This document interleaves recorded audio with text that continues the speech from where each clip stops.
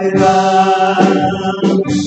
꽃들도 구름도 바람도 넓은 바다도 찬양하라 찬양하라 예수를. 하늘을 울리며 노래해 나의 영혼아. 은혜의 주 은혜의 주 은혜의 주.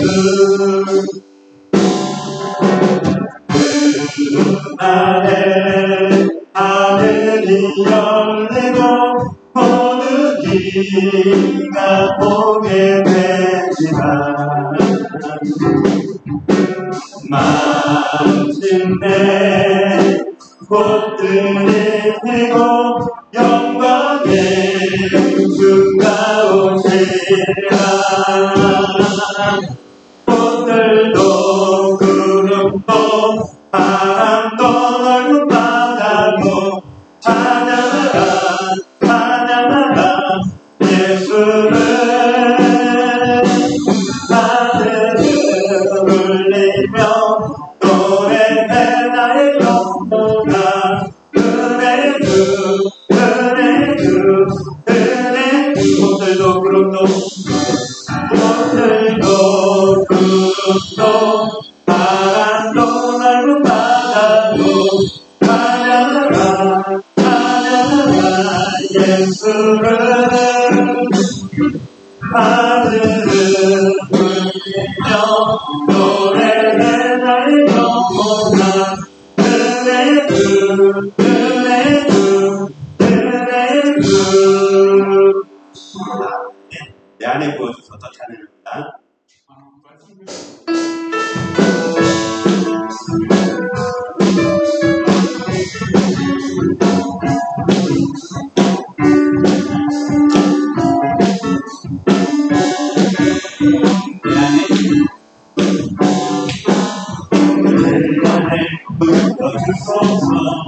성령의 충만한 기름을 내 안에 충만케 하소서. 성령의 기름을 내 안에 부어주소서. 성령의 충만한 기름을 내 안에 충만케 하소서. 성령의 기름을 내게 기름 가득할 때 주의 복음 전할 수 있네.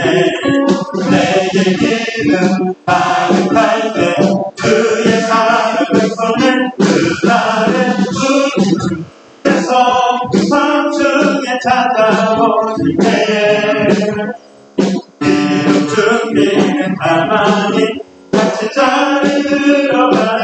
그날의 주께서 성중에 찾아오실 때에 기름 준비는 가만히 같이 자리 들어가는 곳서서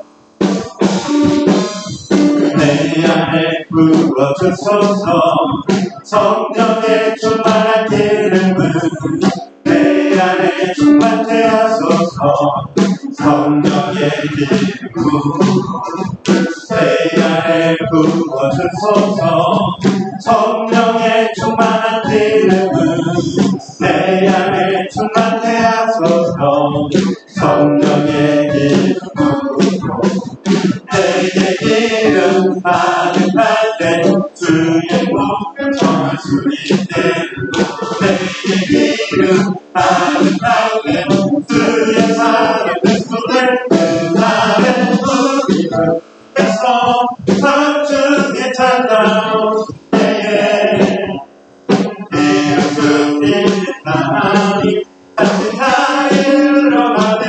그날의 주께서 성중에 찾아오실 때에 기름 준비는 가만히 같이 자리에 들어가네. 주께서 성중에 찾아오실 때에 기름 준비는 가만히 같이 자리에 들어가네. 그날의 주께서 성중에 찾아오실 때에 뒤숭숭대는 나만이 같이 자리를 들어가네. 네, 같이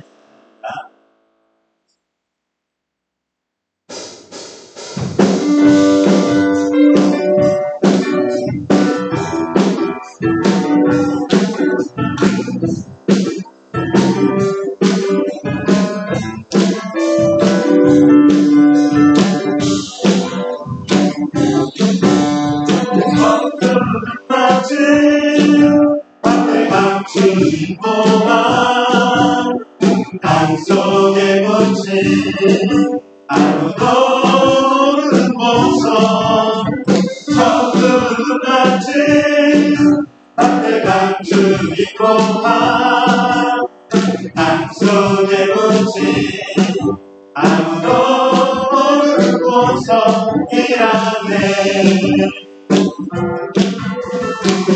그곳서 발견한 사람 걷히며 집에 돌아가 집 팔고 간 팔고 냉장고 팔아 비어있는 그 밭에 사고 말 거야.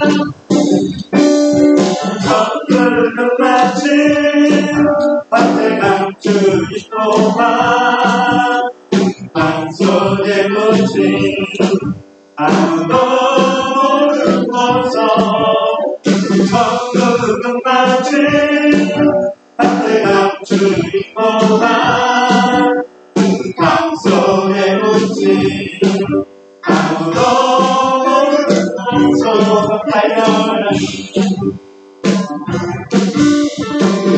그곳서 발견한 사람은 걷히며 집에 돌아가 집 팔고 땅 팔고 냉장고 팔아 비어있는 그 밭을 사고 말 거야.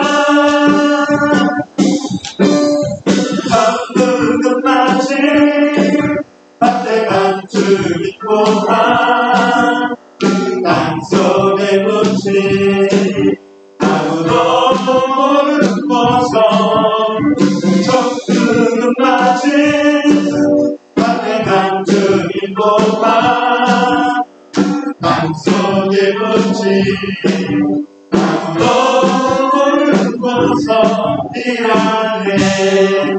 이 주양이 기뻐의 찬양입니다.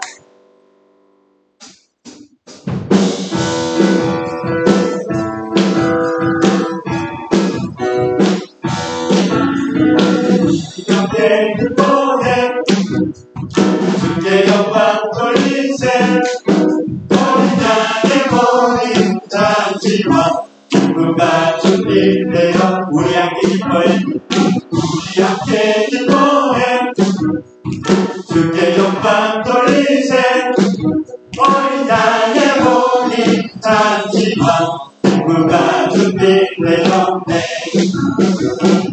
할렐루야 전능하신 주가 맞추리네. 할렐루야 전능하신 주가 맞추리. 할렐루야 할렐루야 전능하신 주가 맞추리네. 할렐루야 전능하신 주가 맞추리. 다시 한 번 더 할렐루야 할렐루야 전능하신 주가 다스리네. 할렐루야 전능하신 주가 다스리네. 할렐루야 전능하신 할렐루야 전능하신 주가 다스리네. 할렐루야 전능하신 주가 다스리네. 네, 오늘은 처음 불러보는 찬양인 것 같은데 가사가 너무 좋아가지고 이거 부르고 싶어서 목사님이 어제 저녁에 이거 부르면 친구들이 가사 때문에 다 좋아하겠다 싶었거든요. 가사 생각하면서 불러봅시다. 우리 더 원합니다 찬양하겠습니다.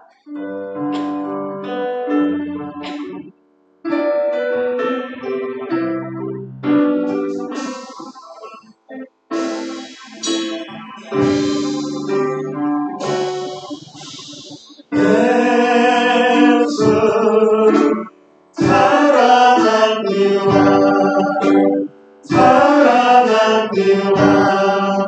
온 마음 다하여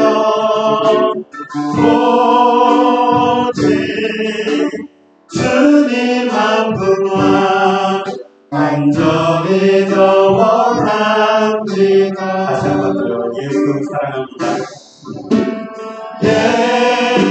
예수 사랑합니다. 사랑합니다. 온 마음 다하여 오직 주님 한 분만 간절히 더 원합니다. 넘쳐나네 넘쳐나네 주를 향한 계속의 갈망이 주님께로 날 이끌어 주로 주님을 더 원합니다. 예수 사랑합니다. 사랑합니다. 온 마음 다하여 오직 주님 한 분만 간절히 더 원합니다.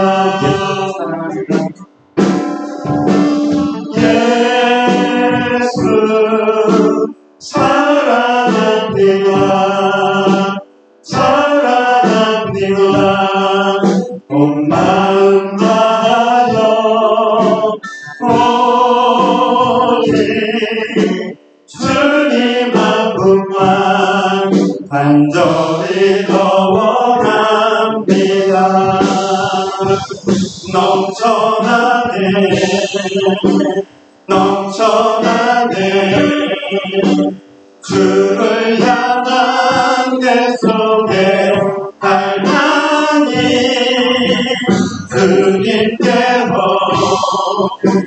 날 이끌어 주소서. 주님을 더 원합니다. 넘쳐나네 넘쳐나네 주를 향한 계속의 갈망이 주님께로 날 이끌어 주소서. 주님을 더 원합니다.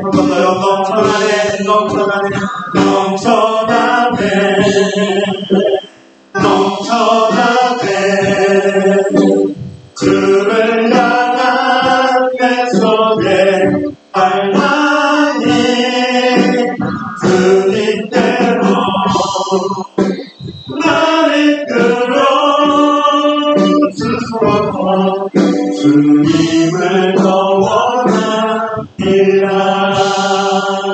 제가 기도해요. 손 묶고 함께 기도해요. 목사님 따라서 기도하다가 목사님이 이제 자기 말로 기도합시다. 그러면 자기 말로 기도하는데요. 기도를 따라해 보세요. 시작할게요. 사랑하는 예수님, 예배드리러 왔어요. 이 시간 내 마음도 내 생각도 내 가진 모든 것 하나님 향하길 원해요. 지금부터 제가 10초만 내 말로 기도할게요. 하나님, 제 기도를 받아주세요. 이제 여러분 기도를 한 10초만 하는 거예요. 시작.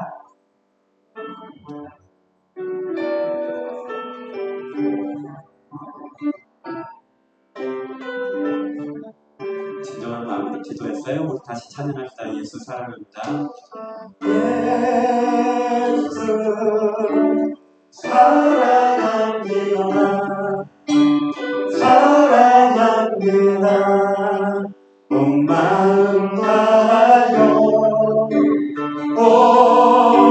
오직 주님 한 분만 간절히 더 원합니다.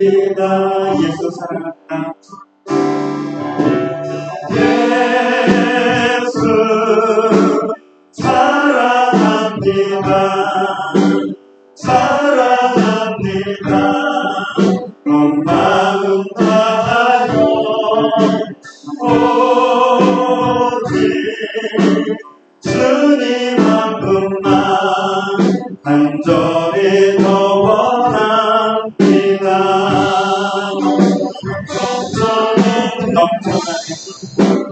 넘쳐나네 주를 향한 내 속에 갈망이 주님께로 나를 끌어주소서. 주님을 더 원한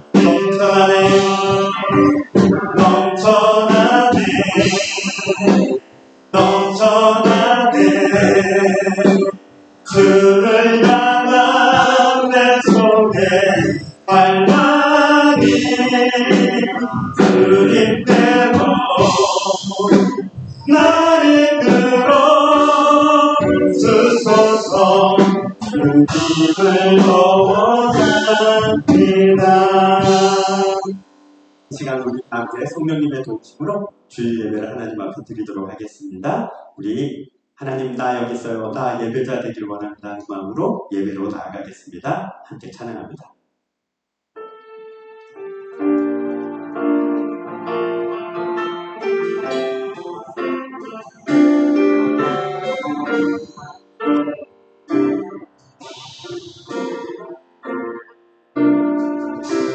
나는 하나님 예배하는 예배자입니다.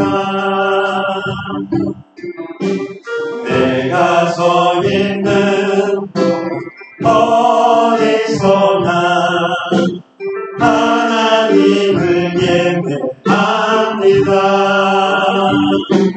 내 영혼 거룩한 은혜를 향하여 내 마음 완전한 하나님 향하여 이곳에서 바로 이 시간 하나님을 예배합니다. 마음 정돈하고 기도합니다. 하나님이여 주는 넘치시나이다. 영원히 찬양받으시게 합당하신 하나님입니다. 사랑의 하나님 감사합니다. 거룩하고 복된 주일 허락하여 주셔서 우리 함께 모여 예배합니다. 영상으로 드려지는 친구들에게도 동일한 은혜를 허락하여 주시고 우리 예배 가운데 임하여 주옵소서. 우리 친구들 주의 오른손으로 붙잡아 주시고 그 마음에 지혜와 명철과 은혜와 능력을 더하여 주셔서 오늘 예배를 통하여 다시 한 주간을 살아갈 수 있는 힘과 용기를 허락하여 주옵소서. 이 시간 우리의 마음과 정성과 뜻 다 주님 앞에 드리옵나니 주님 받아 주옵소서. 예수님의 이름으로 기도합니다. 아멘.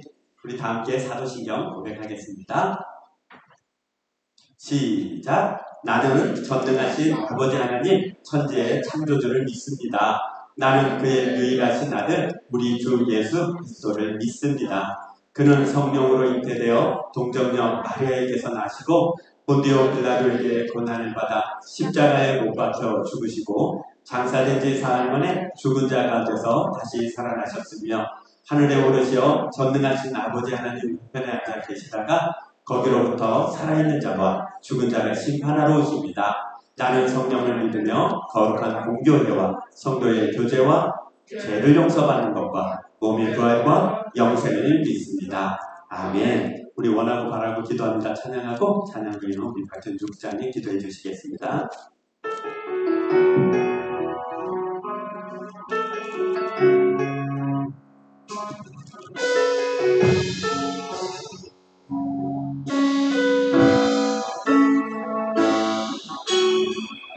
세상을 살아가는 동안에 나의 힘을 의지할 수 없으니 기도하고 낙심하지 말 것을 주께서 찬송하니 되시리라. 주의 길을 걸어가는 동안에 세상에 것 의지할 수 없으니 감사하고 낙심하지 말 것을 주께서 참 기쁨이 되시리라. 하나님의 꿈이 나의 비전이 되고 예수님의 성품이 나의 인격이 되고 성령님의 권능이 나의 능력이 되길 원하고 바라고 기도합니다. 세상을 살아가는 동안에 나의 힘을 의지할 수 없으니 기도하고 낙심하지 말 것을 주께서 찬송하니 되시리라. 하나님의 꿈이 나의 비전이 되고 예수님의 성품이 나의 인격이 되고 성령님의 권능이 나의 능력이 되길 원하고 바라고 기도하는 길을 걸어가는 동안에 주의 길을 걸어가는 세상에 것 의지할 수 없으니 감사하고 낙심하지 말 것을 주께서 참 기쁨이 되시리라. 하나님의 꿈이 나의 비전이 되고 예수님의 성품이 나의 인격이 되고 성령님의 권능이 나의 능력이 되길 원하고 바라고 기도. 하나님의 꿈이 나의 비전이 되고 예수님의 성품이 나의 인격이 되고 성령님의 권능이 나의 능력이 되길 원하고 바라고 기도해요.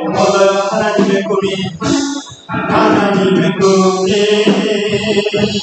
나의 비전이 되고 예수님의 성품이 나의 비전이 되고 성령님의 권능이 나의 능력이 되길 원하고 바라고 기도합니다.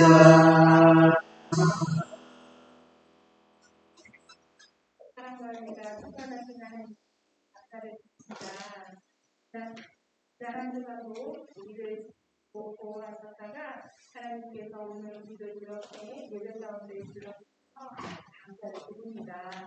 선하신 하나님께서 우리에게 은혜를 오늘도 이 자리에서 예배자로 서게 허락하여 주옵소서. 마음나에 하나님을 예배하게 하시며 예배하는 이 시간 모두의 마음을 기쁨으로 충만하게 해주세요.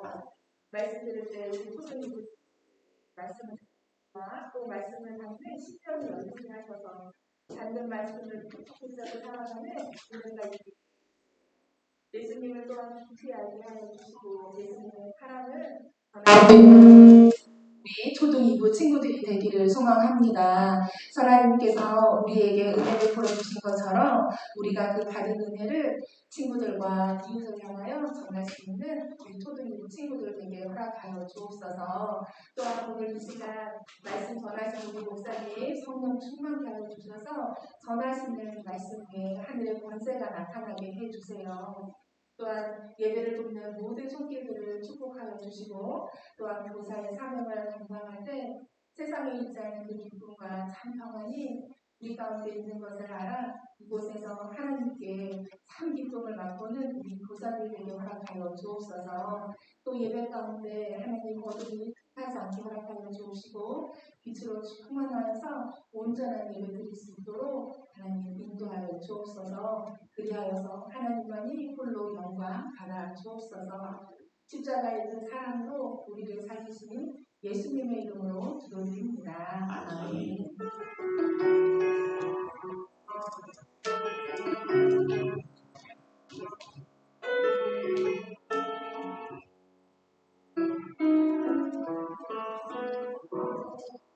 아멘. 하나님 말씀을 함께 찾아 읽겠습니다. 요한복음 2장 1절로 5절 말씀이에요.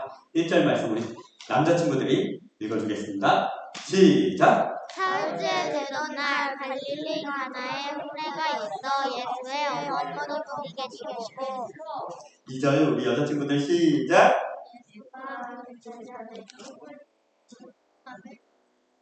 3절 남자친구들 시작!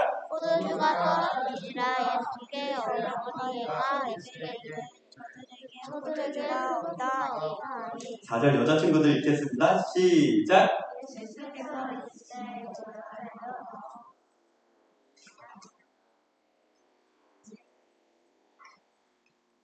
오늘 남자친구들 조금 더 잘 읽어서 상으로 5절 남자친구들이 읽겠습니다. 시작! 내 어머니가 너희에게 이르되 너희에게 무슨 말씀을 하시든지 그대로 하라 하니라. 아멘. 오늘 말씀의 제목은 가나 혼인잔치의 기쁨이에요. 따라하겠습니다. 가나 혼인잔치의 기쁨. 가나는 동네 이름이고요. 혼인잔치는 알죠? 결혼식이요. 거기에 기쁨이 넘친 이야기예요. 목사님한테 개인적으로 성경에 예수님이 베푼 기적 중에 제일 좋아하는, 목사님 개인적으로 제일 좋아하는 기적이 뭐냐고 물어보면 목사님은 꼭 이거예요. 이거. 가나 혼인잔치에서 있었던 일. 이것만큼 기쁜, 그리고 이것만큼 대단한, 그리고 신기하고 재밌는 비유가 사건이 없는 것 같아요. 이 사건은 그다지 사람들에게 알려진 사건은 아니에요. 왜냐하면 예수님이 가장 먼저 기적을 행한 거예요. 그럼 그 이전에는 예수님 기적을 행했을까요? 안 행했을까요? 예수님이 제자들을 뽑아가지고 함께 가자 이런 후에도 기적을 안 행했대요. 예수님이 제자들을 딱 뽑아서 예수님이 30살이 됐을 때 이제 제자들을 이렇게 뽑았거든요. 실제로는 34살일 가능성이 훨씬 많대. 30살에서 34살 사이. 그때 예수님이 제자들을 뽑았어요. 12명의 제자들. 그리고 데리고 다니면서 얘들아 하나님 나라가 뭔 줄 알아? 그리고 하나님 나라를 이 세상에 가져오는 사람이 바로 메시아 그리스도인데 그게 바로 나란다. 그걸 가르쳐 주시기 위해서 12명의 제자를 뽑았는데 그 증거나 그 표를 냈어야 돼요. 예를 들어 이런 거예요. 야, 나 제기차기 잘해. 그럼 제기차기 증거를 보여줘야 되죠. 몇 개쯤 차야 제기를 잘 찬다고 그러죠? 여러분 제기 잘 안 찾으면 목사님 어릴 때 제기를 많이 찼거든요. 목사님 친구 중에 제기를 너무너무 잘 차는 친구가 있는데 그 친구는 몇 개 차는 줄 혹시 아세요? 예상이나 가능할까요? 아니 그 친구는 자기가 그만둘 때까지 차요. 500개도 넘게 차는 것도 봤어요. 왼발 오른발을 가려가면서 차고 발등으로도 차고요. 그래서 누가 너 제기 잘 차 그러면 그 친구 보면 내가 보여줄게 이런 게 있어요. 예수님도 똑같아요. 예수님도 예수님이 하나님의 아들이세요? 예수님이 이 땅에 하나님 나라를 가지고 오시는 분이세요? 그럼 그 증거를 보여주세요. 그러는데 단 한 번도 증거를 보여주지 않았어요. 이날도 마찬가지예요. 증거를 보여주려고 한 건 아닌데 갑자기 예수님이 하나님의 아들인 것이 드러나게 된 사건이에요. 얼마나 멋있어요? 얼마나 폼나요? 내가 누군 줄 알아? 이러고 뭘 했다라면 폼이 조금 덜 났을 거예요. 조금 안 멋있었을 거예요. 그런 친구들이 있잖아요. 야, 너 공부 잘해. 그러면 나 그냥 그래. 근데 알고 보니까 1등.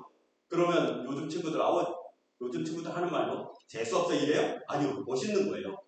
자기를 잘 드러내지 않고 뽐내지 않고 자랑하지 않는 거기 때문에 멋있는 거예요. 야, 너 뭐 잘해? 잘하는 건 아니고 그냥 좋아해. 그럼 그거 굉장히 잘하는 거예요. 나 잘하지는 않는데 좋아해. 근데 잘 못하거든? 이러면 정말 좋아하고 정말 잘하는 거예요. 성적이 좋다, 뭘 잘한다가 아니에요. 예수님도 똑같아요. 하나님의 아들이세요? 아무 말도 안 하셨어요. 하나님 나라를 이 세상에 가져오시는 분이세요? 대답도 안 하셨어요. 하나님의 아들이면 하나님이시면 전능하시잖아요. 뭐든지 하실 수 있어요? 물어보니까 예수님은 아무 대답도 안 하고 먼 산만 쳐다보다가 자꾸 그런 거 물어보는 사람이 있으면 피해서 다른 데로 도망을 다니셨어요. 그러다가 어느 날 혼인잔치에 가게 된 거예요. 여기 혼인잔치는 예수님의 친척이에요. 예수님의 어머니 마리아의 친척이었거든요. 마리아의 친척인 이 혼인잔치에 마리아가 예수님도 초청해서 간 거예요. 예수님은 혼자 간 게 아니라 제자들을 데리고 갔었나 봐요. 제자들을 데리고 이 혼인잔치에 참여했어요. 우리나라는 예식장에 가보면 예식이 먼저 열려요. 예식이 끝나고 나면 가장 즐거운 시간이 시작되죠. 무슨 시간이죠? 맞아요. 뷔페 먹는 시간이에요. 안산에서 뷔페 제일 좋은 데가 어딘 줄 아세요? 목사님 생각엔 여기 GD가 좋아요. GD하고 AW라고 했는데 요즘 코로나 때문에 목사님도 가서 절대 안 먹고 오는데 전에 예식을 하면 GD나 AW에서 하면 사람들이 엄청나게 많이 먹고요. 맛있다고 칭찬을 많이 해요. 뷔페에 가면 뭐 있어요? 잡채 좋아하는 사람? 없죠. 요즘 친구들 별로 없던데. 김밥 좋아하는 사람? 김밥 좋아하는 뷔페 가서 김밥 꼭 먹는 친구? 몇 명 있네요. 김밥 좋아해서 뷔페 가면 김밥 잔뜩 먹고 진짜 맛있는 거 잘 못 먹잖아요. 뷔페 이용하는 팁을 하나 가르쳐 줄게요. 방법을. 뷔페 가서 김밥 먹으면 안 돼요. 왜냐면 배는 정해져 있는데 김밥으로 채우면 다른 걸 못 먹어요. 또 뷔페는 중요한 게요. 멀리 안쪽에 맛있는 게 있어요. 왜냐면 앞에 쪽은 사람들이 많이 지나다니기 때문에 조금 싸고 흔히 먹을 수 있는 음식으로 배치를 하고요. 안쪽으로 들어가면 들어갈수록 잘 못 먹는 거. 두위. 그래서 뭐 스테이크를 굽는다든지 아니면 해산물 중에 좀 비싼 해산물. 그게 안쪽에 있어요. 초밥 좋아하는 분들도 있는데 그건 이쪽 사이드 쪽으로 일부러 배치를 해놔서 이상하게도 사람들이 그걸 못 본대요. 가운데만 보고 돌다가 양쪽 옆에 갖다 놓은 음식은 못 본대요. 그래서 뷔페가 음식을 아끼는 방법이에요. 그러니까 우리는 뷔페 가면 어떻게 해야 돼요? 두루두루 돌아다니면서 두루두루 맛있는 걸 찾아서 조금씩 먹어야 돼요. 그리고 또 못하는 게 접시 위에다가 나 많이 먹어야지 이래가지고 한 접시에다가 많은 걸 담으면 소스랑 국물이랑 이것저것 섞여서 나중에는 뭐가 무슨 맛인지를 몰라요. 좀 힘들더라도 접시를 가지고 한두 가지 음식만 딱딱 담고 국물이 흐르면 반드시 다른 국물에다가 이렇게 접시에다가 아니 그릇에다 담아가지고 가져와서 먹어야 그 음식의 맛을 제대로 즐길 수가 있어요. 왜 이걸 이렇게 길게 설명하냐면 중요한 얘기가 있었어요. 예수님 당시에 결혼식은 절차가 있었어요. 절차가 있었는데 굉장히 중요한 절차가 있었어요. 어떤 절차가 있었냐면 잔치를 먼저 해요. 우리랑 다르죠. 우리는 결혼식을 먼저 하고 그 뒤에 잔치를 하잖아요. 결혼식 끝났으니까 우리 먹자! 가자! 이러면서 가는데 이스라엘 사람들은 그러지 않고 잔치를 먼저 해요. 아직 신랑이 안 와서 그래요. 신랑이 아직 도착을 안 했어요. 신랑은 언제 오냐면 저녁 7시에 와요. 잔치는 아침 9시부터. 이상하지 않아요? 우리는 화날 때, 밝을 때 결혼식을 하고 잔치는 깜깜할 때 하잖아요. 반대예요, 반대. 이스라엘 사람들은 아침 9시부터 모이세요! 잔치합시다! 오늘 결혼식이 있답니다. 흥겹게 잔치를 해요. 잔치하는데 순서가 있어요. 음식이 나오는데 이스라엘 사람들 음식 중에는 중요한 게 있어요. 먼저 먹는 게 있고 중간에 먹는 게 있고 나중에 먹는 게 있어요. 이게 나중에 유럽에 퍼지게 돼가지고 요즘 우리가 그러잖아요. 전식. 그래서 에피타이저라고 부르기도 하고 또 본식이라고 해서 원래 나와야 되는 제일 중요한 요리. 그 다음 후식, 디저트라고 해가지고 뒤에 나오잖아요. 이게 이스라엘 사람들 문화에서 왔어요. 그 사람들은 제일 먼저 뭘 먹냐면 가볍고 부드러운 걸 먹어요. 우유부터 먹고요. 양의 그 젖을부터 먹고요. 그래서 속을 부드럽게 한 다음에 그 다음부터 양고기 뭐 그런 걸 먹어요. 그리고 나중에 아주 가볍게 굉장히 좋은 몸에 좋은 무화과나 아니면 마른 열매들을 먹고 이제 식사를 끝내요. 그러니 이 예식도 가나에서 열린 이 예식도 아침 9시가 된 거예요. 많은 음식들이 준비됐겠죠. 그리고 많은 사람이 왔어요. 손님을 초청하는 사람들은 오늘 손님의 숫자를 미리 파악한 다음에 거기에 맞게 음식을 충분히 준비를 한다고. 많은 사람들이 왔으니까 잔치가 재밌었겠죠. 흥겨웠었겠죠. 막 떠들고 즐겁게 잔치가 시작됐어요. 전식이 나오고 본식이 나오고 많은 음식들이 나와서 즐기는 거예요. 그런데 그 음식 중에 가장 중요한 게 있어요. 이스라엘 사람은 처음부터 끝까지 빠지면 안 되는 게 뭐냐면 포도주예요. 포도주는 빠지면 안 돼요. 포도주는 시작할 때부터 한 잔 마시고 시작하고 중간에도 음식 먹으면서 같이 먹고 마지막에도 같이 먹어요. 술이라기보다는 뭐냐면 음료수에 해당이 돼요. 지금보다는 도수가 뭐 좀 다르지만 음료수에 해당되는 거 이걸 마시는 거예요. 그걸 마시면서 잔치가 무르익게 돼요. 그러면 저녁 때까지 잔치를 충분히 즐기고 노래하고 춤을 춰요. 목사님도 이스라엘 친구가 있어서 결혼식 때 부르는 노래 하나를 알거든요. 결혼식 때 부르는 노래가 있는데 형제가 연합하여 동거하며 어찌 그리 아름답고 선한지 이거를 강강수월래 하듯이 어깨동무를 밟고 삥삥 돌면서 이스라엘 말, 히브리 말로 큰 소리로 부르면서 이렇게 삥삥 돌면서 결혼식 내내 이 노래를 부르면서 놀아요. 그리고 오후 5시쯤 되면 드디어 10명의 처녀들이 일어나요. 자, 일어나세요. 그러면 10명의 처녀들이 일어나요. 누구냐면 신부 친구들이. 신부의 가장 친한 친구들. 들러리라고 해요. 이 들러리 친구들은 신부와 똑같은 옷을 입어요. 이스라엘 전통 옷이 있는데 발목까지 내려가고 발목 끝에는 예쁜 실을 꼬아가지고 늘어뜨린 옷을 입어요. 소매 끝에도 예쁜 실을 꼬매가지고 늘어뜨린 옷을 입고 그리고 손에 등을 들어요. 왜냐면 이제 5시, 6시 되면 이스라엘 깜깜해져요. 그럼 손에 등을 들고 마을 어디까지 10명의 처녀들이 나가서 이렇게 기다려요. 왜냐면 아직 신랑이 안 와서 그래요. 그러면 이제 조금 있다가 캄캄해지기 시작하면 저 멀리서 신랑만 말을 타고 나머지 사람들을 신랑의 들러리들은 말 주위에 둘러서서 말을 이렇게 끌고 신랑은 위에서 이렇게 딱 앉고 마을로 들어오는 거예요. 그러면 마을로 들어오면 마을 사람들은 옛날에는 가로등도 없고 옛날에는 집에 불빛도 없어서 저녁이 되면 온 마을이 깜깜해지잖아요. 그래서 마을 사람들이 예식하는 데만 화내요. 혼인 예식하는 데만 화나는데 저기 마을 어디부터 마을 입구부터 말을 타고 그 주위에 신부의 들러리가 10명이나 그 등불을 켜가지고 말 주위에서 말과 함께 오는 거예요. 그럼 혼인잔치 자리에 있던 많은 사람들이 신랑을 기다리고 이렇게 목을 빼고 기다리다가 저기 마을 어디에 캄캄한 데서 갑자기 불이 켜지면 10개의 불이 다 켜지면 와 신랑이 왔다 신랑을 맞이하자 이렇게 소리를 쳐요. 그러면 양각 뿔 나팔이라는 게 있어요. 그건 뭐냐면 순 양은 뿔이 엄청나게 있고 이만큼 끝에 뾰족하게 이만큼 뿔이 있거든요. 그래서 양을 잡을 때 이 뿔을 딱 잘라내면 그 속은 텅텅 비었어요. 굉장히 두껍고 무거워요. 조금 비었는데 끝에 구멍을 내가지고 이 모양을 어찌 잘하면 목사님 죽어도 안 되던데 하니까 뿡 하는 소리가 나요. 그걸로 길게 3번을 불러요.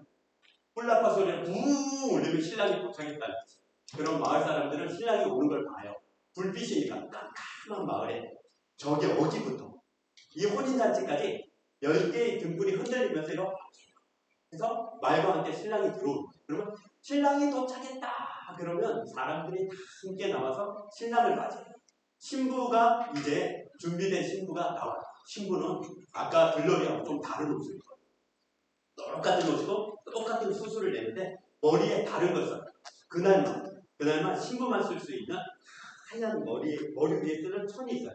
그게 이 엉덩이 밑에까지 쭉 늘어뜨리는 천인데 그걸 이렇게 뒤집어 쓰고 고개를 숙이고 이제 방에서 나와요. 방에서 나와서 그 집 대문 앞쪽으로 걸어가서 신랑을 맞이해요. 신랑을 맞이하면 이 신랑은 말에서 내려와요. 그러면 양쪽에 있던 신랑의 들러리, 보통은 굉장히 나이 많으신 분이 아니에요. 나이 많으신 분이 두 앞으로 나와서 신부에게 물어봐요. 뭘 물어볼까요? 이걸 물어봐요. 당신의 아버지는 누구십니까? 아, 저희 아버지는 누구예요? 예를 들어, 저희 아버지는 유다예요.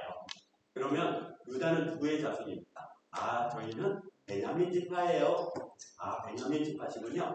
그러시군요. 알겠습니다. 그러면 신부가 맞네요. 이렇게 가계를 확인해. 족보를 확인해. 그래서 이 집에 딸이 맞는지 확인한 다음에 드디어 신랑이 신부의 손을 잡고 혼인잔치 안으로 들어가요. 그러면 주위에 뺑 둘러있는 사람들이 그 아까 그 노래 형제가 연합하여 동거하며 어찌 그리 선하고 아름다운 거를 어깨동무를 하고 노래를 부르면서 그 신랑과 신부 주위를 뺑뺑 돌아요. 그리고 나서 다 함께 포도주를 따라서 이제 손에 들고 자 신부와 신랑을 축복하자 하고 마시면서 이제 잔치가 끝나게 돼요. 잔치가 끝나게 돼서 신랑과 신부는 이제 자기네 방으로 가고 나머지 있는 사람들은 서로 인사하고 축하하면서 집으로 돌아가는 게 이스라엘 사람들의 혼인잔치예요. 그러니 이 혼인잔치는 아침 9시부터 시작해가지고 저녁 9시까지 12시간 동안 그렇게 진행이 되는 거예요. 굉장히 오랜 시간 하죠. 하루 종일 먹는 거예요. 그래서 예수님도 여기 혼인잔치를 축하하기 위해서 오후쯤 오셨나 봐요. 점심도 훨씬 지나서 3시, 4시 그쯤 오셨나 봐요. 이렇게 집에 들어온 거예요. 사람들이 즐겁게 잔치를 하면서 야 신랑은 어떻게 생겼을까? 신랑은 어떨까? 그런 이야기들을 하고 있었겠죠. 그런데 갑자기 잔치 자리에서 큰 일이 났어요.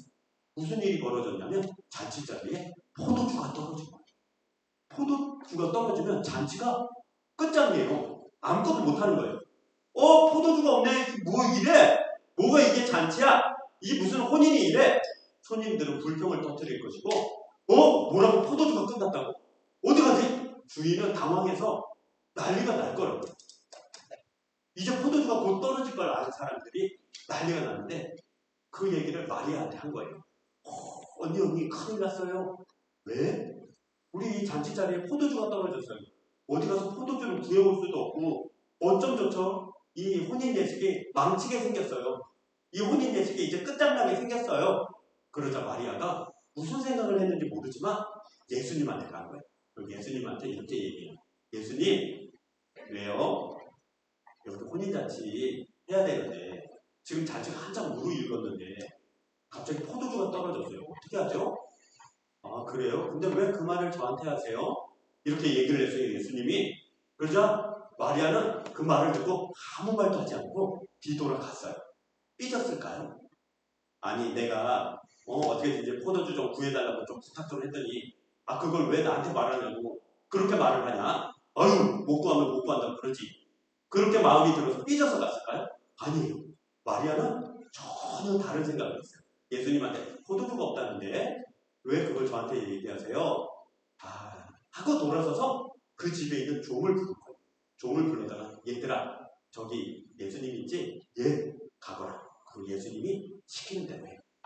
뭘 시키든지 그대로 해. 알겠지? 그 종들은 아무 영문도 모르는 채 예수님 앞에 가서 섰어요. 예수님은 묵묵하게 보고 있었겠죠. 마리아가 이렇게 가다가 종들한테 하는 말을 이렇게 듣고 마리아는 가버리고 종들이 자기 앞에 왔으니까 예수님이 아무 말도 안 하고 가만히 계시다가 이렇게 얘기를 하시는 거예요. 얘들아 너 물뜨는 항아리 있지? 있죠? 그 12개를 가져다가 밖에 가서 물을 좀 떠오거라. 그리고 그 물을 가지고 잔치상에 가서 포도주를 달라는 사람들 그 술병에다가 포도주 병에다가 다 부어주라. 종들이 이렇게 생각할 수 있잖아요. 뭐지? 물을 떠다가 가서 주라고? 이 말도 안 되는 소리를 왜 하지? 그러면 손님들이 어떤 반응을 일으키지? 어떤 반응을 일으키는지는 목사님이 너무 잘 알아요. 목사님이 중학교 2학년 때 제일 친한 친구가 6명 있었는데 그 중에 친구 하나가 덕진이라는 친구예요. 이 덕진이라는 친구는 뭘 했냐면 막걸리 만드는 공장을 했어요. 막걸리 만드는 공장을 했는데 공장에 그 막걸리들을 배달을 해야 돼요. 하얀 말통이라는 게 있어요. 막걸리 통이라고 하얀 말통이 있는데 그걸 자전거 뒤에 이렇게 실어가지고 꽁꽁 묶은 다음에 잔치집이 있으면 한 통씩 갖다 주는 거예요. 혹은 많이 시키면 차에다도 실어 가거든요. 근데 학교가 끝나고 나면 친구들하고 자전거 타고 가서 그 집 일을 도와줬어요. 덕진이네 엄마가 엄청 사람이 좋아가지고요. 우리 오면 얘들아 이리 왔냐? 어머니 저희 왔어요. 그러면 이리 와 여기 앉아. 밥 먹었어? 그럼 밥도 그 당시는 삼겹살을 막 집에서 구워 먹기 힘들었거든요. 삼겹살 먹어. 그래서 삼겹살 막 구워 먹고요. 야 너희들 지금 배달했는데 한 번씩 갈래? 그럼 우리가 각자 자전거가 있으니까 큰 말통이에요. 이따만한 말통은 자전거 뒤에 안장에다가 줄로 고무줄 탱탱한 거 있거든요. 그걸로 꽉 묶은 다음에 배달을 갔어요. 논 사이로 또 다니고요. 요 야트마트 고개도 다 넘어다니면서 그렇게 다녔거든요. 거기 7명이 뒤에 말똥 하나씩 싣고 막 동네 다니면서 배달하면 동네 어르신들이 막 웃으면서 막 얘기해서 아이고 또 저것들 배달 간다면서. 그런데 이 어머니가 우리가 배달을 갔다 오면 막걸리를 이만큼 따라가지고 한 잔씩 먹어! 막 이랬어요. 목사님 시골에는 막걸리가 술이 아니었어요. 그냥 음료수였어요. 아주 어릴 때부터 그냥 마셨거든요. 목사님도 어릴 때부터 그걸 술이라고 한 번도 생각을 못하고 어릴 때 있다가 이렇게 마셨거든요. 근데 교회 가니까 목사님이 막걸리 먹지 마세요. 교회 다니는 친구들은. 그래서 안 먹었지. 그거 술이라고 생각 안 했어요. 뜨거운 여름날이에요. 배달을 하고 자전거 타고 땀이 뻘뻘 흘리니까 어머니가 들어와! 야! 저기 냉장고에 있는 저 막걸리 가져와! 그래가지고 이만큼씩 따라서 이만큼을 한 잔씩 마셔! 애들이 다 이렇게 마신 거예요. 그 중에 기한이라는 친구가 있었는데 그 친구가 어머니 한 잔만 더 주세요! 이렇게 이만한 걸 또 한 잔을 또 마신 거예요. 2잔을 딱 마시고 야 우리 또 배달 가자 이러고 싣고 갔는데 이 친구가 취한 거예요. 얼굴이 뻘겋게 달아오르기 시작하고 땀이 나는 자전거로 가는데 자전거가 이렇게 일직선으로 안 가고 자꾸 이렇게 흔들면서 앞바퀴가 그래서 뒤에 따라가다 야 기한아 너 자전거 흔들려 괜찮아 그리고 내리막길로 막 내려가면 자전거가 속도가 붙잖아요. 그럼 브레이크를 좀 잡아야 되잖아요. 뒤에 말통에 물이 들어있는 통이 있으면 균형 잡기가 엄청 힘들거든요. 조금만 흔들려도 자빠져요. 그런데 이 술 취한 기한이가 내리막길에서 속력을 안 줄이는 거니까 야 기한아 속력 줄여! 그런데 괜찮아! 그러니까 너무 한가운데로 쭉 들어가는 거예요. 자전거를 타고 논이 있으면 거기 벼가 한 요 정도 자라거든요. 한여름에는 아주 새파란 녹색의 벼가 잔뜩 자라있는 그 논 한가운데를 가로질러서 쫙 들어간 거예요. 그리고 끝에 가서 거의 뒤집혀가서 자빠졌어요. 막걸리는 그냥 나댕굴고요. 얘는 배달을 못 가게 된 거예요. 이거 어떡하지? 그래가지고 우리 친구들이 거기 배달 가야 되는 게 그 당시 3통인가 4통인가 그랬는데 한 통 버리고 이거 어떡하지? 그래서 물을 좀 채워갔어요. 물을. 거기에 쏟아진 만큼의 물을. 근데 가서 배달을 하니까 어른들이 바로 알더라고요. 우리는 모를 거라고 생각해요. 기껏 말통이 이만하면 한 요 정도 물만 채워가지고. 근데 어른들은 바로 이거 누가 물 채운 걸 가져왔다고 사기친다고 덕진이 엄마한테 전화를 해가지고 난리가 난 적이 있어요. 똑같아요. 만약에 예수님이 이렇게 말씀하시면 예수님이 가서 물을 떠다가 갖다 줘라. 그럼 종들이 어떻게 생각하겠어요? 우리하고 똑같이 생각하겠죠. 사람들이 모를걸? 사람들이 취해서 모를걸? 아니에요. 다. 근데 종들은 이상하게도 밖으로 나갔어요. 물통은 항아리 12개를 들고 가서 항아리에 물을 가득 채웠어요.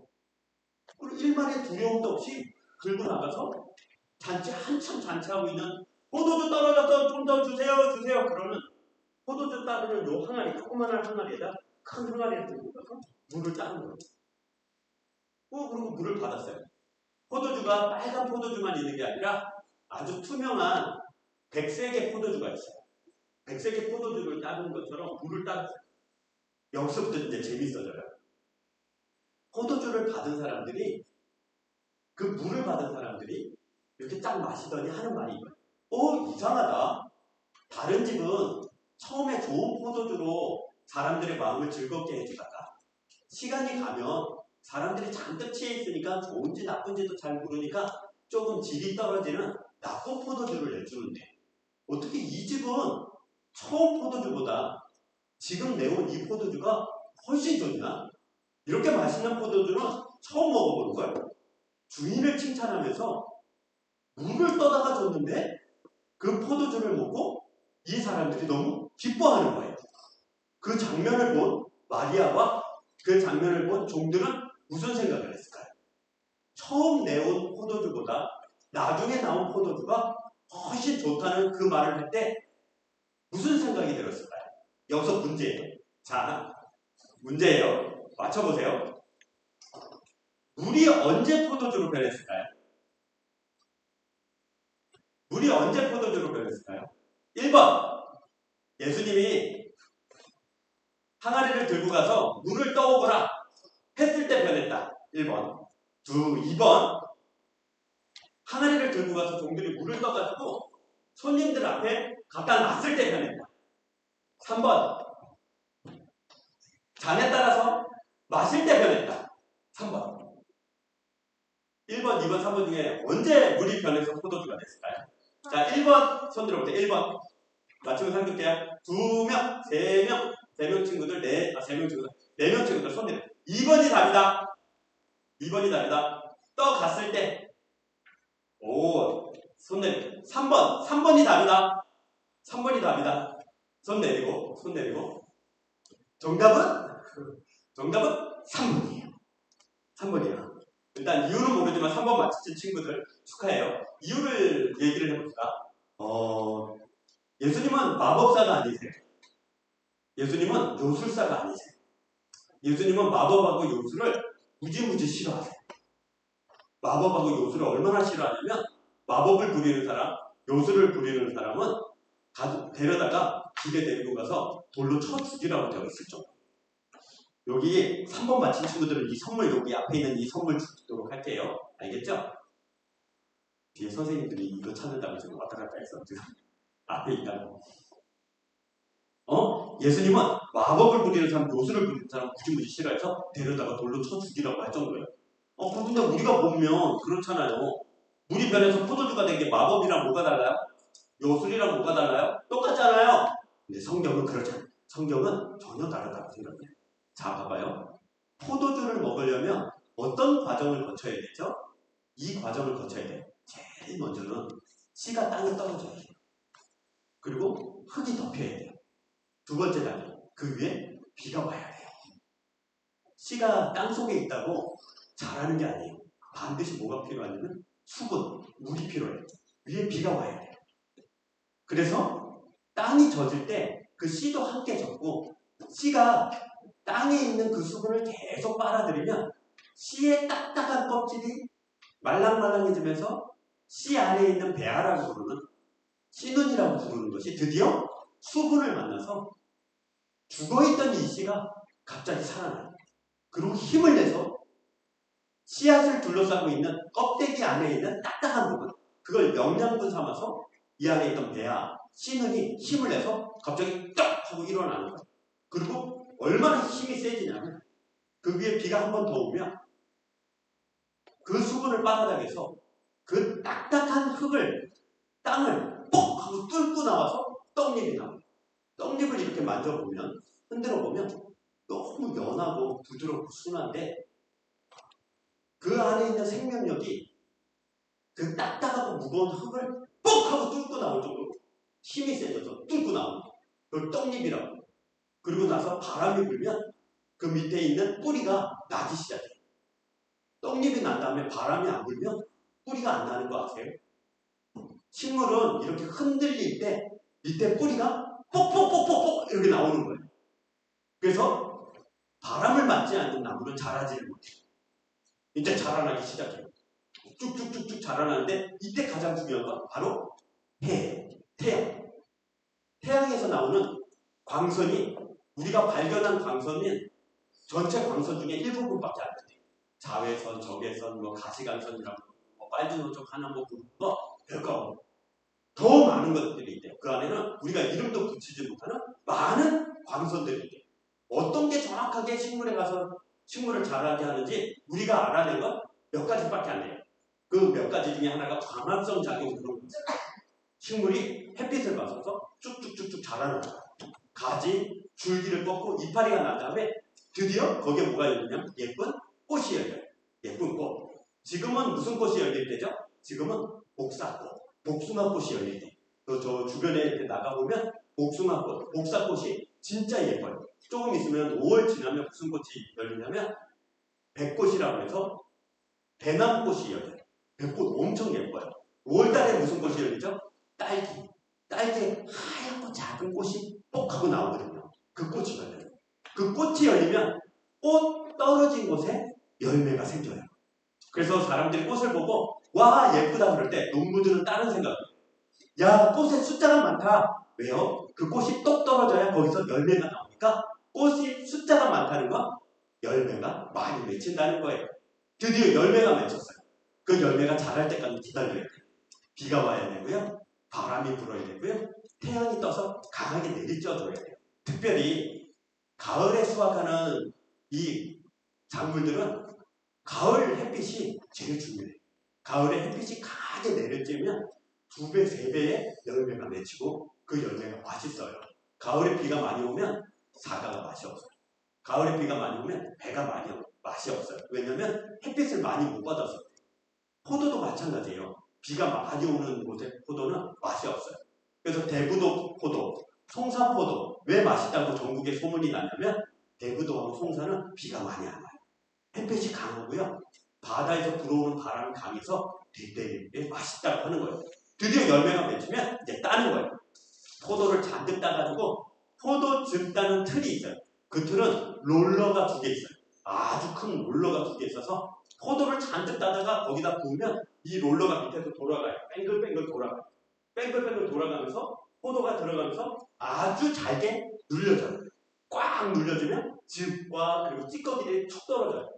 즙과 찌꺼기가 툭 떨어지면 그때 큰 통에 떨어지면 그걸 옆으로 옮겨요. 그러면 시간이 지나면 맨 밑에는 찌꺼기들, 그 다음에 조금 덜한 찌꺼기들, 그 다음은 아주 작은 찌꺼기들이 뜨고 그 위에 포도주가 잘 정제돼서 뜨게 돼요. 그럼 옆에 통 옆에다 구멍을 내요. 뽕 내면 거기다가 구멍을 내면 거기서 포도주가 나오기 시작해요. 그러면 그걸 받아서 이제 통 안에 담궈서 밀봉을 해서 1년, 2년, 3년, 4년, 심지어는 몇십 년 동안 묵히는 거예요. 어떤 포도주가 좋을까요? 오래된 포도주가 좋아요. 오래될수록 좋아요. 적어도 30년 이상 된 포도주는요, 정말 사람들이 그 맛이 너무 좋아서 비싼 가격에 팔려요. 우리나라 작년에 팔린 포도주 중에 제일 비싼 건 3천만 원 넘었어요. 한 병이. 한 병. 그건 30년도 훨씬 지나는 40년 가까이 된 포도주였는데 아주 잘 보관이 됐고 맛이 너무 훌륭해서 한 병에 3천만 원짜리 포도주가 10병이 경매에 나온 적이 있어요. 작년에. 그 정도예요. 얼마나 오랜 시간 동안 이것이 만들어지냐면 30년, 40년 동안 만들어지는 게 포도주예요. 그런데 이제 비교를 해보세요. 예수님은 포도주를 몇 시간 만에 만드셨죠? 단 5분만 안 걸렸을 것 같은데. 가서 물 떠가지고 왔으니까 5분이라고 칩시다. 예수님은 5분 만에 만드셨어요. 사람들이 만든 포도주는 몇 년 걸렸대요? 30년은 걸린 거예요. 적어도 20년, 10년은 걸린 거예요. 그래서 사람들이 보기에 이렇게 보는 거예요. 예수님이 요술을 부렸나? 예수님이 마술을 부렸나? 그렇지 않아요. 그렇지 않아요. 예수님은 시간을 줄였을 뿐이지 포도주를 만든 게 아니에요. 다시요. 조금 어렵지만 잘 생각해 보세요. 잘 생각해 보세요. 예수님은 시간을 줄였을 뿐이지 포도주를 요술이나 마술로 나와라! 해서 나온 게 아니에요. 다시요. 예수님은 씨가 떨어지고 떡잎이 나고 가지줄기 자라고 꽃이 피고 열매가 맺고 짜서 보관한 그 기간을 5분으로 줄였을 뿐이지 그 과정을 생략한 적이 한 번도 없으세요. 예수님의 기적은 다 그런데 한번 이렇게 생각해 보세요. 여기 이렇게 긴 길이 있다고 생각해 보세요. 여기서부터 여기까지 걸어가야 되는 길이에요. 걸어가야 되는 길이에요. 어떤 사람이 옛날 홍길동이 축지법을 쓴다고 했어요. 축지법이 뭐냐면 여기서 여기까지 가는데 땅을 이렇게 접는 거예요. 그래서 여기서 여기로 한 걸음 가고 나서 땅을 다시 펴는 거예요. 그러면 여기 있던 사람이 여기로 가죠. 여기로 가죠. 이걸 옛날 사람들이 축지법이라고 불렀어요. 그런데 그걸 얘기하는 게 아니에요. 예수님은 만약에 길을 가신다 그러면 여기서 여기까지 가는 걸 순간 이동해서 짠! 이렇게 가시는 분이 아니라 모든 길을 하나도 빠짐없이 다 가시는데 여기서 여기까지 가는 동안에 있을 모든 사건들 그리고 모든 일들 사이에서 벌어지는 기쁨과 감사를 하나도 놓치지 않고 여기 안에 있는 사람들이 다 느낄 수 있도록 해주시는 거예요. 이따 어렵죠. 이렇게 생각을 해보세요. 가나 혼인잔치에 포도주가 떨어지면 혼인잔치가 망하고 신랑 신부도 너무 억울해지고 주인도 너무 당황하고 힘들 거예요. 예수님은 지금 뭘 해주고 싶으냐면 가나 혼인잔치에 기쁨을 지켜주고 싶어 하셔요. 혼인잔치는 기뻐야 되잖아요. 즐거워야 되잖아요. 그런데 포도주가 떨어져서 혼인잔치가 불평, 불만, 괴롭고 힘든 것만 남으면 예수님은 그걸 보기 싫으셨던 거예요. 그러면 안 되겠다고 생각하십니다. 기쁨만 남기를 원해서 예수님은 물이 씨앗을 만나서 포도가 되는 적어도 1년, 길게는 몇십 년 걸리는 그 과정을 하나도 빠짐없이 예수님 안에서 해내시고 나서 우리에게 뭘 주시냐면 포도주가 주는 기쁨, 혼인잔치가 주는 기쁨을 만나게 하신다. 예를 들자면 이래요. 우리 친구들이 이렇게 기도하면 응답될까요? 하나님, 저는 대학을 지금 가고 싶어요. 대학 가게 해주세요. 그러면 내일 아침에 학교에서 연락이 와서 이제 초등학교 안 와도 되고요. 내일부터는 서울에 있는 무슨 대학으로 나오세요. 이런 일은 안 벌어져요. 근데 예수님은 그 기도에 응답해 주세요. 정말로 응답해 주세요. 예수님, 저 내일부터 대학 다니게 해주세요. 라고 기도한 그 기도에 정말 응답을 해주세요. 물론 대학교에서 연락이 와서 대학교 오거나 이러지는 않으세요. 하지만 내가 왜 내일부터 대학을 다니고 싶어 하는지에 대한 마음을 예수님은 하나도 빼지 않고 아셔서 나로 하여금 내일 되면 내가 굳이 대학교를 가지 않아도 하고 싶었던 일, 원했던 일, 특별히 그 안에서 가지고 싶었던 그 기쁨을 하나도 놓치지 않고 주세요. 목사님이 이런 일을 한 적이 있어요. 목사님이 그 21살 때인가? 21살 때 목사님이 회사를 갔어요. 목사님이 일찍 회사를 갔거든요. 회사를 가가지고 근무를 하다가 집에 돌아왔어요. 늦게 저녁 때 돌아왔어요. 저녁 때 돌아왔는데 문을 보니까 문이 잠겼어요. 목사님 키가 없었거든요. 방 안에 들어있어요. 왜 이 시간에 집에 아무도 없지? 생각해보니까 엄마하고 아빠하고 동생 둘이하고 다 부산에 있는 친척집에 가기로 했어요. 나는 안 가기로 했고 토요일이었어요. 그때 그 당시에 토요일에 나 일을 어떡하지? 그래서 목사님이 약간 짜증이 났어요. 큰일 났다. 열쇠를 챙겨가라고 그랬는데 안 챙겨가요. 그래서 문을 잡고 기도를 했어요. 예수님, 이 문이 열리게 해주세요. 기도를 세게 하고 나서 돌렸어요. 예수님은 우리의 기도에 응답해 주시잖아요. 문이 열렸을까요? 안 열렸을까요? 왜 안 열려요? 가슴이 왜 안 열려? 문이 안 열렸어요. 그래서 문이 안 열리네. 그럼 무슨 생각을 하죠? 예수님이 내 기도에 응답 안 해주시는구나 라고 생각 안 해야 돼요. 기도에 응답하시는 분이니까. 기도를 한 번 더 해야죠. 그래서 아까부터 조금 길게 했어요. 길게 기도를 하고 문을 딱 잡았어요. 느낌이 오잖아요. 돌렸어요. 열렸을까요? 안 열렸을까요? 왜? 안 열렸어요. 이게 왜 안 열리지? 그래서 목사님 생각, 내가 기도가 좀 부족했구나. 그래서 바로 교회로 갔어요. 교회가 가까웠거든요. 교회 가가지고 이렇게 바닥에 있는 그 예배실에서 기도를 해요. 있습니다. 하나님 문이 열리게 해주세요. 열리게 해주세요. 그리고 갔어요. 그냥 기분이 엄청 좋은 거예요.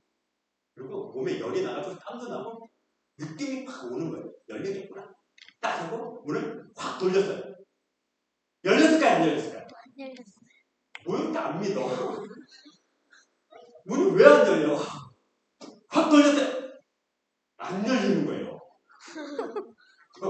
뭐야 이게? 왜 막 확 짜증내가지고 하나님 기도도 응답하라고 아이씨 이러고 막 발로 그냥 걷어차려고 막 이러는데 갑자기 안에 문이 확 열렸어요. 이게 뭐야? 그랬더니 아버지가 안에서 문을 열고 뭐해? 이러고 나오신 거예요. 깜짝 놀라가지고 왜 부산 안 가셨어요? 그랬더니 아버지하고 어머니하고 동생 둘이하고 부산 가려고 차 타고 가다가 길이 너무 밀리죠. 그래서 가다가 길도 너무 밀리고 또 그냥 말인지는 모르지만 집에 정복이 혼자 있는 것도 그렇고 우리 돌아가자. 그걸 돌아오셨대요. 기도 응답이에요, 아니에요? 기도 응답이죠. 나 때문에 길이 밀린 거예요. 나 때문에 엄마 아빠 가다가 가지마 이러고 돌아온 거예요. 나 때문에 집에 문이 열린 거예요. 내가 기도해서 보세요. 그 순간 목사님이 기도하고 열려라 참깨 이러고 딱 돌려서 열은 하나님은 그렇게 일을 안 하세요. 예수님은 그렇게 기적을 안 하시고 사람의 마음을 다 움직이세요. 마리아가 그 말을 처음 들었을 때 예수님이 짜증만 내고 왜 이래 나 그냥 집에 갈래 이랬으면 물이 변화에 포도주가 안 됐어요. 만약에 하인들이 무슨 말이야 우리 마저 두고 물 떠다 줘봐라 주인님 뭐라 그래 장난치냐고 우리 두들겨 팰걸 시간 싫어 나 안 할래 바보짓을 해 이랬으면 물이 변화에 포도주가 되지 않았을 거예요. 그런데 마리아도 얘들아 가서 예수님이 시키는 대로 해야 돼 알겠지? 가거라. 종들도 가서 물을 떠다가 연회장에 갖다 주라는 말을 듣고도 그러고 가서 떠놓고 사람들이 마시는 걸 그냥 보면서도 두려워하지도 않았어요. 그래서 물이 변해서 포도주가 된 거예요. 목사님도 똑같아요. 이거 자꾸 안 되네. 하나님은 응답 안 하시는 분이네. 우리가 안 되는지 이러고 친구 집에 가서 자거나 교회 가서 잤으면 하나님이 목사님에게 그런 기적이나 이적을 안 보여주셨어요. 그러나 그 순간 하나님은 뭐 하고 계셨어요? 내가 문을 잡고 씨름을 하고 교회 가서 막 기도하고 이럴 때 하나님은 운전하고 있는 목사님 아버지의 마음을 움직여 또 가족들의 마음을 움직여서 돌아가서 심지어 길까지 밀려가지고 심지어 배가 고프기까지 해가지고 돌아와서 목사님하고 같이 저녁을 먹었거든요. 그래서 목사님은 그날 큰 교훈을 얻었어요. 하나님이 기도에 응답 안 하시는 게 아니라 내가 하나님을 못 믿는 거였구나. 하나님이 내 기도에 하나님이 원하시는 방법으로 하나님이 원하시는 것으로 주는구나 해서 가나 혼인잔치를 읽을 때마다 이런 생각이 들어요. 따라합시다. 응답은 순종이다. 말은 어렵지만 하나님께 기도하고 나서 반드시 그것을 믿을 뿐만 아니라 순종이 필요해요. 친구들이 이렇게 기도하죠. 목사님이 여러분에게 뜻하게 하는 것처럼 작년에 지금 4학년 친구들은 들었겠지만 3학년 친구들은 처음 들을 수 있지만 책을 읽을 때 책을 읽어야 돼요 말아야 돼요 이런 거 질문하면 안 된다고 그랬죠. 책은 죽어도 읽어야 됩니다. 무조건 읽어야 되고 최선을 다해서 읽어야 돼요. 또 책을 읽을 때 한 장, 두 장 읽어 또 다음날 한 장, 두 장 읽고 이러면 안 돼요. 책은 시작하면 끝까지 읽어야 돼요. 시작하면 끝까지. 너무 많은 페이지를 가진 책은 처음부터 끝까지 다 못 읽으면 이틀 만에는 읽을 수 있지만 하루 안에 다 읽어야 되고 앉은 자리에서 읽어야 되고 첫 장을 넘겼을 때 끝장까지 읽어야 돼요. 왜 그러냐면 사람 머리는 하나의 사건이 시작해서 끝날 때 가장 기억을 잘하고 그것이 내 것이 되기 때문에 또 책을 읽을 때 한 페이지를 읽는데 10분, 20분 걸리면 안 돼요. 빨리 읽어야 돼요. 최대한 빨리 읽어야 돼요. 쭉쭉 읽어나가는 거예요. 쭉쭉 읽어나가면서 최대한 빨리 읽어야 돼요. 그래서 이걸 어떻게 할 수 있죠? 기도해야죠. 목사님이 얘기했잖아요. 목사님은 어릴 때 아무것도 몰랐다고. 그런데 초등학교 5학년, 6학년 돼서 책을 이렇게 보니까 목사님이 한 시간에 몇 페이지를 읽나 세보니까 다른 친구들의 2배, 3배를 읽었어요. 20살 넘어서 다른 사람들이 한 시간에 몇백 페이지짜리를 읽나 봤더니 목사님은 훨씬 빨리 읽게 되더라고요. 그래서 20살 넘어서는 400페이지나 심지어 900페이지 되는 책도 하루 이상은 안 걸렸던 것 같아요. 4시간이면 400페이지에서 700페이지 책은 거의 읽어냈던 것 같아요. 왜 그랬냐면 하나님에 대해서, 사람에 대해서, 인생에 대해서 많이 알고 싶은데 책을 보면 다 알 수 있는데 책을 보는 실력이 너무 없는 거예요. 마찬가지예요. 운동하는 실력이 너무 없는 친구. 다른 친구들과 잘 지내는 실력이 없는 친구들은 열심히 노력하고 열심히 애를 써서 그것들을 해내야 돼요. 그러려면 어떻게 해요? 기도하고 순종해야 돼요. 뭐 잘하게 해주세요. 기도만 하지 말고 잘하기 위해서 노력하면서 순종하면 하나님이 해주셔요. 가나 혼인잔치의 기쁨을 지켜주기 위해서 예수님이 물이 변하여 포도주가 된 것처럼 우리도 변하게 해주실 거예요. 우리도 그냥 맹물 같은 사람이지만 잔치 자리에 꼭 필요한 포도주 같은 사람 되도록 예수님이 우리를 만들어 주실 거예요. 기도하고 또 순종하면서 나가는 우리 친구들 됩시다. 우리 준비한 예물 드리며 하나님 앞에 찬양합시다.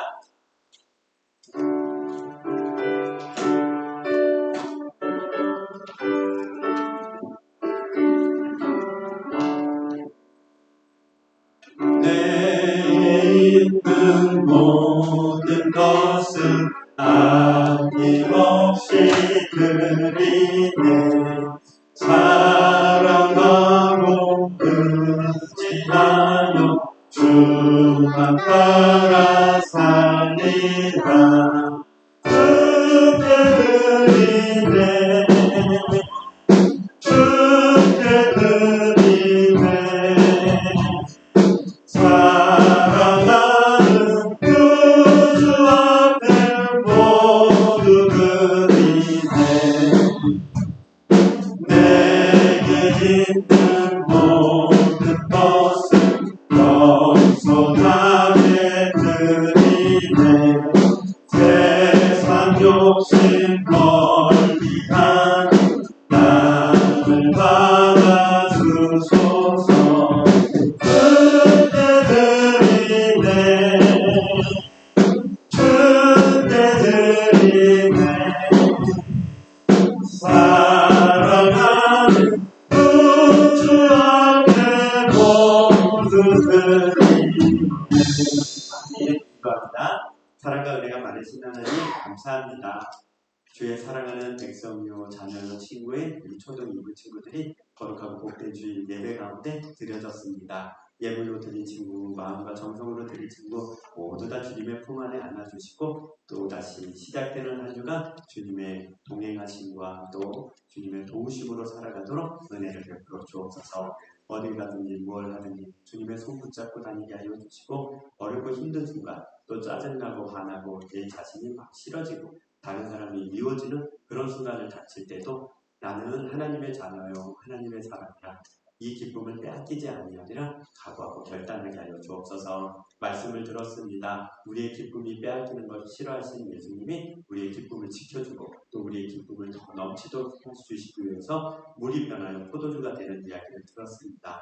우리가 살아가면서 이것도 저것도 다 안 하고 그냥 기도하면 막 되겠지 하는 그런 어리석고 어린 생각할 때 있습니다. 하나님께서 우리에게 하나님의 말씀으로 날마다 착실하게 성실하게 하나하나 잘 해결해 나감으로 하나님과 동행하고 하나님의 인도하심을 받는 우리 친구들 되게 하여 주옵소서. 그 말씀으로 살게 하여 주옵소서. 지금은 우리 주 예수 그리스도의 은혜와 살아계신 하나님의 사랑과 성령님의 함께하심이 이제 물이 변하여 포도주 된 것처럼 나도 변하여 사람들의 기쁨 되게 만들어주시는 하나님을 찬양하며 하나님을 섬기리라 각오하고 결단한 사랑하는 초등부 친구들 머리 위에 살아가야 되는 일주일 위에 또 그 가정에 함께 드려진 우리 모든 선생님들 머리 위에 지금부터 영원토록 함께 있을지어다. 아멘. 아멘.